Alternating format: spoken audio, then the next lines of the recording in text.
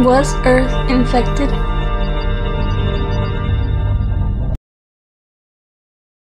Days ago, I was making a business trip. I was really stressed by the many tasks that I had to do. Fortunately, I was just a window winched, which served as an opportunity to observe the scenery and distract myself with the passages that I could see through them. Watching this, I could see a river which I was in the habit of visiting. I noticed that this looked a lot smaller than I ever imagined. This aroused some interest in me. If, for me, the river was so big, but the land was so small, then what is it for the universe? The universe is everything: matter, energy, space, and time. All that exists is part of the universe. It is very large, but not infinite. It contains hundreds of billions of galaxies, where one of them is the Milky Way.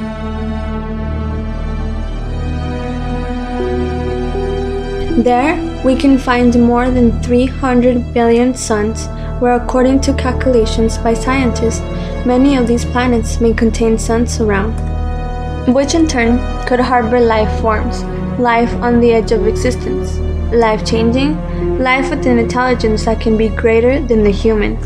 And an example of this can be found on this small planet orbiting a small star, our Sun. Let's tell the story of life on our own planet Earth.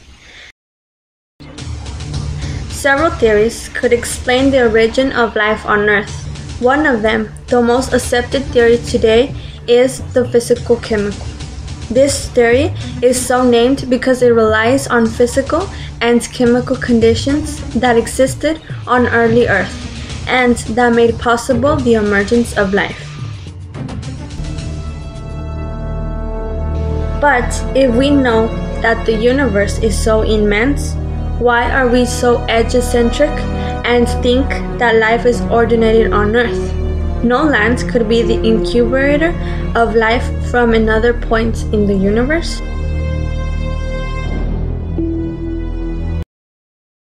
This theory is called panspermian theory, which claims that life came to Earth using meteoroids and asteroids as a way to move from one planet to another.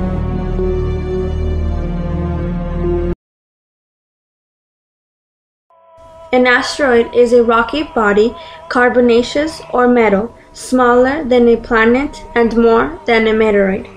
A meteoroid is a meteoroid that reaches the surface of a planet because it does not completely disintegrate in the atmosphere. Most meteoroids are fragments of comets and asteroids, but can be rocky planet or satellites which have been ejected in large impacts or just left over from the solar system.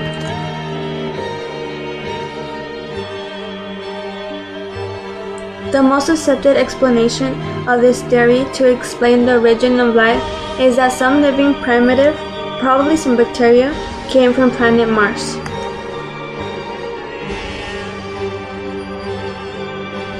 Early in Martian history, a meteorite impacted on Mars and caused cracks in certain rocks where minerals were formed.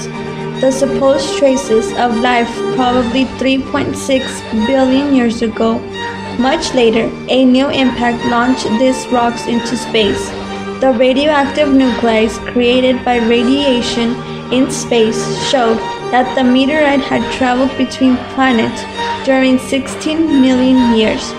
After that, it fell on the Antarctic ice cap on Earth. This is the oldest rock that we know of any planet, and it's known as a LH84001 meteorite.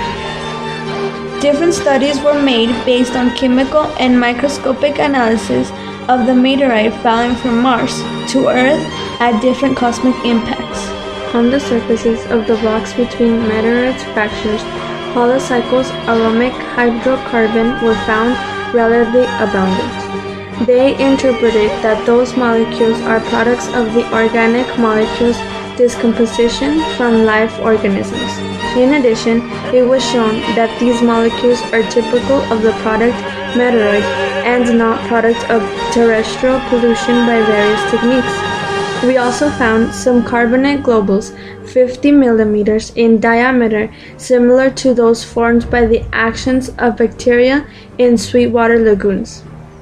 These carbonate globules, containing carbon-12 in Earth, is the only known source of enrichment of metabolism. This would imply that Mars has shown old life behind. If these discoveries are true, life would have existed on Mars for much of its history. Works on the possibility of life on Mars in the past have encouraged speculations of the possibility that they could have come to our planet extraterrestrial living organisms. One of these examples is the Spanish lichen Rhizocarpum geographicum that was sent on September 2007 with the objective to know the survival limits of some organisms during a stimulated interplanetary trip. These organisms were located in the platform Biopan 6. The satellite orbited 300 kilometers high during 12 days and exposed the lichen to an extreme conditions of space. Extraterrestrial radiation, empty space, huge fluctuations of temperature, and microgravity. After Photon M3 landing of the steppes of Kazakhstan, the different experiments that it contains were immediately delivered to the scientists. Rhizocarpum and Xantheria species, after 72 hours of landing, showed similar values to those pre-flight and control samples of Earth. And the lichen Aspergillia showed excellent values in photosynthesis and respiration.